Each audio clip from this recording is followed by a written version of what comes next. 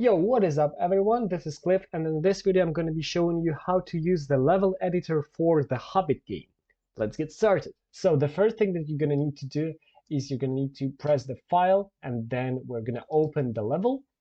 Let's select the Hobbiton and open it here. Great, we are in the Hobbiton, and let's show you some basic stuff inside here. So as you may see, there is a lot of different windows. But let's start with something simple. So for example, we can grab an object, and then here at the top, we can move it, rotate it, or scale it. So let's hit move, and you can move the object. You can select rotate and rotate it. And scale, obviously, we'll do scaling. By the way, then press the help button and go to controls. And here you can see how to navigate around the scene and all the options that are available. Some shortcuts, make sure to check them out. Okay, anyways, then let's see. So here is the visibility tab. Inside the visibility tab, you can press, for example, select or deselect some different objects to show. As you can see, I'm pressing on NPC and the chickens are disappearing. And the same can go with the walls and different stuff. Okay, the next one is layers. In the layers, everything is also very obvious. These are the layers, and you can easily deselect them. So as you may see, the safe pedestal has disappeared from the view, and the silver pennies, for example, and everything else. So the next thing is going to be, if you lost any of these windows, you can always go to Windows, and here you can select or deselect these things to show up. So you can always see this stuff. Then if you're going to select any object, basically, you're going to see that it has the object inspector panel. And inside of it, you have a lot of different properties that are available to this particular object. So for example, if we're going to select the safe pedestal, here we can hit on any of these, we can hit space, and then we can modify them. So for example, if I'm going to hit space here on the scale and modify this thing by 2, then you're going to see that this thing has changed, but I'm going to put it back to 1, so everything is good. Not all of the properties may be visible here because, for example, for NPC is constructed from 4 different objects or even more. So that's why not all of them are shown here. But for the most of the objects, everything is shown. So don't worry about that. And now I want to show you the coolest feature that is currently available right now here is actually adding the objects to the level. So here you can see the objects tab, and you can see different objects inside of here. So for example, let's select the rope. Then what we need to do in the layers, we need to select where we're going to add these ropes. We're going to select the safe pedestal layer. And now if you're going to hold control and left click somewhere, you're going to see that the rope has appeared. And we can do it like a bunch of times, which is very cool. And also you can select some custom objects, like for example, this one is, as you can see, I'm adding the pot with flowers here.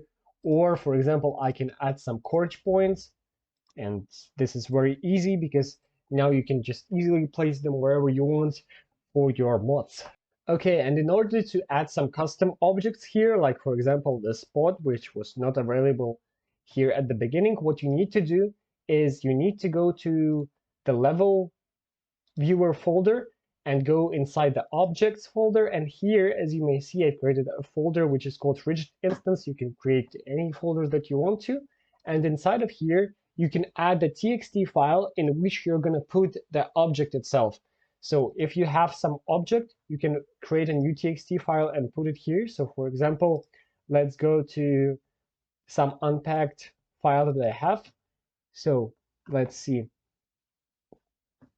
So for example, let's select this back end tree. I'm going to select the whole object right now. I'm going to copy it. And now I will need to create a new file inside of here. So I'm going to objects, to rigid instance, and then creating a file which is called tree.txt. Great. And inside of it, I put this tree, I save it. And now if I'm going to just go to rigid instance again, as you can see, I have a tree now, so I select it, and now I can place the trees.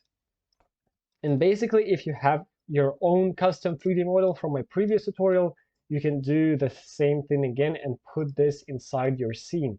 Okay, now as you've added a lot of objects, you'll need to recalculate the lights for them probably. That's why you're gonna hit L on your keyboard in order to select the lighting mode in which you can see the colors and stuff. Now, what you usually will need to do is you can add a new light. So we're adding a new light right here. And now you can need to select the objects for which one you want the lights to be recalculated. So you will need to hit space. And as you can see, the object became brighter because the light is here. And if, for example, I'm going to move this light somewhere else and gonna hit space again, as you can see, it's again dark because the lighting was recalculated. And basically this way you can change the lighting for every model that you have. Okay, after that, for example, you've added too many of these objects, then you're gonna need to select it and simply press the delete button on your keyboard and it will gonna remove it. So let's delete all of this crap that we've added.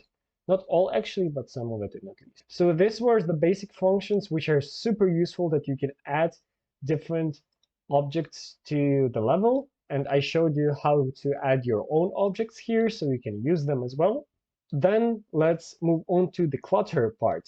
The clutters are basically these kind of bushes, trees, grass, and all this stuff. How to modify this? You go to here to layers and select the clutter. Good. Now what you're gonna need to do is you're gonna go to Windows and select the clutter info. That's great. And also you're gonna need to select some clutter object and hit enter on it so you have the object inspector for the clutter files. And now, for example, if you want to add some clutter object, you select it here from the list. This is gonna be all the clutters that are available for this particular level. You select it, hit Control, hit the left click, and as you can see, the grass has appeared, and we can do it a bunch of times, add a lot of grass to our Hobbiton. Then you can select a different clutter, and as you see, the bushes are now appearing. And that's how you easily can add it. Now you can actually select some of these clutters, and inside of here, in the object inspector, you can change its, I don't know, height, for example. As you can see, it's raised, or actually, let's do -400.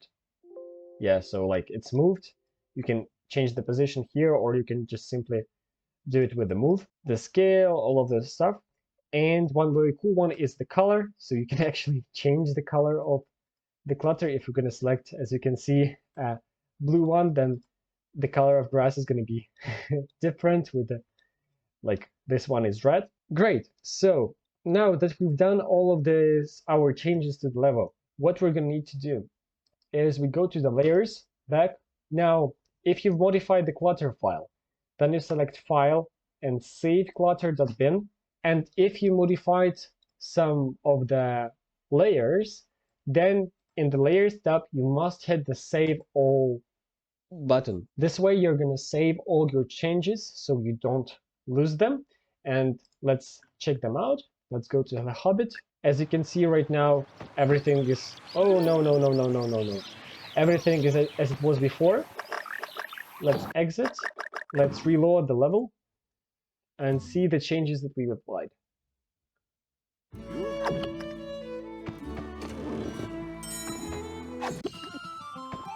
And as you can see, we have all of these objects that we added. We have the ropes, we have the crystals, we have our clutter, we have bushes, and all of this stuff. And everything of this is thanks to Modera. By the way, everything has changed in my game because I have a very special setup where everything that I change inside the game is changing directly. So I'm going to show this one to you here. As you can see in the Hobbit, I have everything unpacked and I am directly changing these files. But in case you don't have this setup, you're going to need to pack your level and put it inside of here to see the differences that you've made. Okay, this is it, guys. The latest version of the level viewer can be downloaded from our Discord group, so make sure to follow it. See you!